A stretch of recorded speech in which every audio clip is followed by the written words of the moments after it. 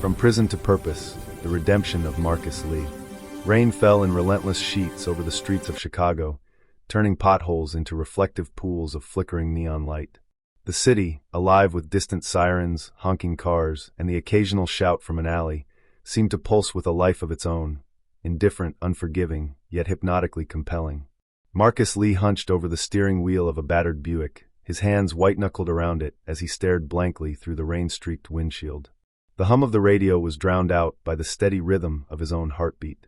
He was 28 years old, but the world had carved him into someone far older, someone hollowed out by bad choices, broken promises, and nights too long to count. A pistol lay on the passenger seat, gleaming faintly under the dashboard light. Its cold, metallic presence seemed to echo the tension in his chest, a sinister lullaby whispering old temptations. Marcus's gaze drifted to the streetlight above, flickering like a heartbeat out of sync, and he thought of the night that had brought him here, the night that had changed everything. He hadn't planned to rob the liquor store. Hunger had pushed him, yes, but anger and pride had done the rest. In a blur, panic had overtaken him. A shot had been fired, the clerk had fallen, and Marcus had been left with the kind of guilt that no court, no sentence could fully reckon with. The police had arrived, the cuffs biting into his wrists, and the world had shrunk into the metal confines of the squad car. The rain traced rivulets down the window as he whispered under his breath, a bitter admission he barely heard himself. I guess I finally hit bottom. Prison was nothing like Marcus imagined. It was colder, darker, and more isolating than he had ever feared. Concrete floors and steel doors became his world. The walls seemed to breathe, absorbing every whispered fear, every scream, every regret. He learned quickly that silence was survival, and solitude was a companion he could not shake. Marcus's days were spent navigating tense interactions with other inmates, each encounter a potential spark for violence. His nights were spent staring at the ceiling, tracing the faint cracks above his bed, imagining the life that might have been, a life where he had listened to his mother, a life where his choices hadn't carved him into a man haunted by his own hands. Sleep came rarely. When it did, it brought nightmares of flashing gunfire and pleading eyes, of a man in a liquor store clutching his chest, and the face of his own mother, pale and frail, whispering that he could have been something better. The first letter arrived unexpectedly, carried by Sister Evelyn, a volunteer from a prison ministry. She wrote with a calm assurance that Marcus had long thought foreign. Marcus, you don't know me, but I believe there is still light in you. Don't let these walls convince you otherwise. He ignored it at first. He didn't trust anyone. The words seemed soft, fragile, too fragile to matter. But she kept writing, month after month, each letter chipping away at the armor of cynicism he had built around himself. 3 years into his sentence, Marcus found himself in a confrontation that almost ended him. A fight escalated from words to shoves, and a shiv flashed under the fluorescent prison lights. Marcus reacted with muscle memory and desperation, a miscalculation that left another inmate wounded and himself in solitary confinement. 30 days of silence awaited him, a cell where the walls pressed in so close that Marcus could hear the blood rushing in his ears. At first he raged, screamed, cursed God, fate, and himself. But as the hours bled into one another, rage gave way to a hollow emptiness, a quiet that was almost alive.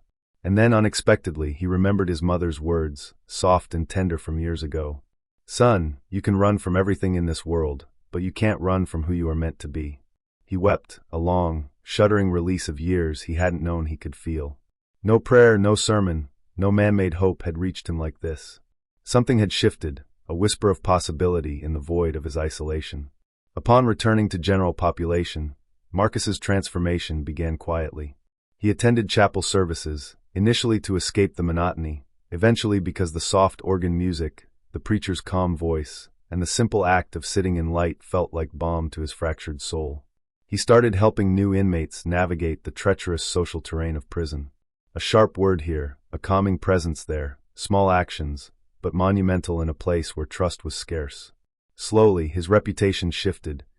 Marcus Lee, once feared, became someone others watched and occasionally, someone they listened to. Sister Evelyn visited in person eventually. She had silver-streaked hair and a warmth in her eyes that penetrated even the thickest armor Marcus had built. Marcus, she said softly, the world will always see your worst, but there is a part of you that no one can take away. That is where your new story begins. She handed him a small, worn notebook. Write your way out of the past. Not what you did, but who you want to become. He began writing every night, sometimes to the boy he once was, sometimes to the man he had hurt, sometimes to no one at all. Each page became a thread stitching together pieces of himself he thought were gone. 8 years later, the day came. Marcus walked out of the iron gates, the sun blindingly bright against his unpracticed eyes. He had no family, no home waiting. Sister Evelyn met him, smiling through tears, offering the same worn notebook. The streets felt alive and threatening all at once. Old whispers of temptation nudged at him, shadows of his former life curling in alleys, beckoning. One night, on a rain-slicked street, he saw a teen pacing nervously with a group of friends, knife in hand, rage in his eyes, exactly the look he had worn once. Marcus didn't hesitate. His voice, calm but firm, cut through the tension. "Put it down. You don't want to go where I went."